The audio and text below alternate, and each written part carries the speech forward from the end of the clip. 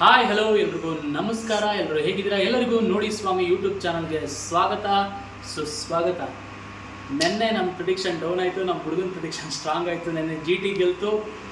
So ಏನು ಮಾಡೋಕ್ಕಾಗಲ್ಲ, ನಾವು SRHನ ಯಾವತ್ತೂ ಬಿಡ್ಕೊಡಲ್ಲ. ನಾನು ಅವತ್ತಿಂದಲೂ ಹೇಳ್ತಾ ಇದ್ದೀನಿ, ಎಲ್ಲ ಮ್ಯಾಚಲ್ಲೂ SRH ಅವ್ರು ಗೆಲ್ತಾರೆ ಅಂತ. ಇಲ್ಲಿ ಪರವಾಗಿಲ್ಲ, ಆರೆಂಜು ನೆಕ್ಸ್ಟ್ ಮ್ಯಾಚಲ್ಲಿ ಗೆದ್ದೇ ಗೆಲ್ತಾರೆ.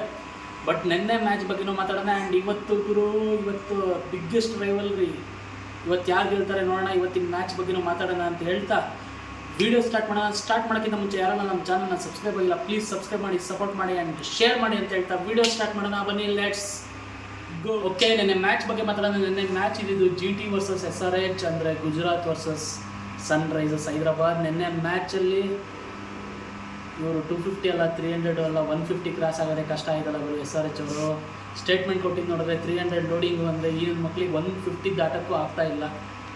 ಏನೂ ಮಾಡೋಕ್ಕಾಗಲ್ಲ. ಬೌಲಿಂಗ್ ಮಾತ್ರ ನಮ್ಮ ಸಿರಾಜ್ ಭಾಯ್ ಸೂಪರಾಗಿ ಬೌಲಿಂಗ್ ಮಾಡಿದ್ರು, 4 ವಿಕೆಟ್ ತೊಗೊಂಡ್ರು ನೆನ್ನೆ ಅನಿಸುತ್ತೆ. ಸಖತ್ತಾಗಿ ಮಾಡಿದ್ರು ಇವರು ಬೌಲಿಂಗ್ ಮಾತ್ರ. ಅದರಲ್ಲೂ ನಮ್ಮ ಕನ್ನಡಿಗ ಪ್ರಸಿದ್ಧ ಕೃಷ್ಣ ಸೂಪರಾಗಿ ಬೌಲಿಂಗ್ ಮಾಡಿದ್ರು. ಅವ್ರ ಬ್ಯಾಟಿಂಗ್ ಎಲ್ಲ ಫುಲ್ ಡಮ್ಮಿ ಆಗಿಬಿಡ್ತು. ಕ್ಲಾಸನ್ನೇನೋ ಸ್ವಲ್ಪ ಎಫರ್ಟ್ ಹಾಕಿ ಹೊಡೆಯೋಕ್ಕೆ ಹೋದ್ರು, ಆದರೂ ಅವ್ರು ವಿಕೆಟ್ ಒಪ್ಸಿದ್ರು. 152 ಟಾರ್ಗೆಟು ಆರಾಮಾಗಿ ಚೇಸ್ ಮಾಡ್ಬೋದು, ಯಾಕಂದರೆ ಟಾರ್ಗೆಟ್ ಗೊತ್ತಾಗಿದೆ. ಚೇಸಿಂಗಲ್ಲಿ GT ಅವರು ಒಳ್ಳೆ ಕಿಂಗ್ ಅಂತ ಈಗ ಆಲ್ರೆಡಿ ತೋರಿಸ್ಕೊಟ್ಟಿದ್ದಾರೆ.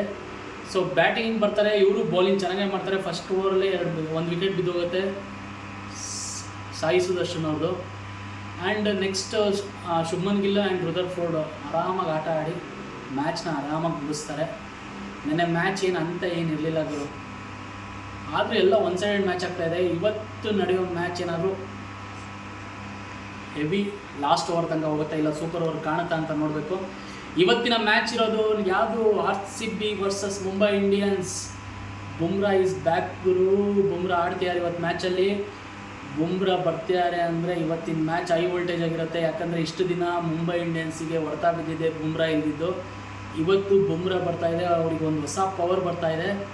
ಸೊ ಅವರು ಇಂಜುರಿಯಿಂದ ಬರ್ತಾಯಿದ್ದಾರೆ, ಆದರೂ ಅವರ ನೇಮಿಗಿರೋ ಕದರ್ ಎಲ್ಲೂ ಕಮ್ಮಿ ಆಗಲ್ಲ. ಯಾಕಂದರೆ ಬುಮ್ರಾ ಬೌಲಿಂಗ್ ಮಾಡ್ತಿದ್ದಾರೆ ಅಂದರೆ ಸ್ವಲ್ಪ ಬ್ಯಾಟ್ಸ್ಮನ್ಗಳು ತಡವಡಿಸೋದು ಸಹಜ.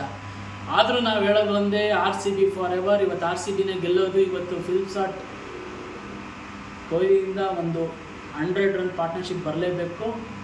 ನೆಕ್ಸ್ಟು ಲಿವಿಂಗ್ಸ್ಟನ್ನು ಪಟ್ಟಿದರು ಹುಚ್ಚನಾಯಿ ಹೊಡೆದಂಗೆ ಹೊಡಿಲೇಬೇಕು ಸ್ಪಿನ್ನರ್ಸ್ ವಿರುದ್ಧ.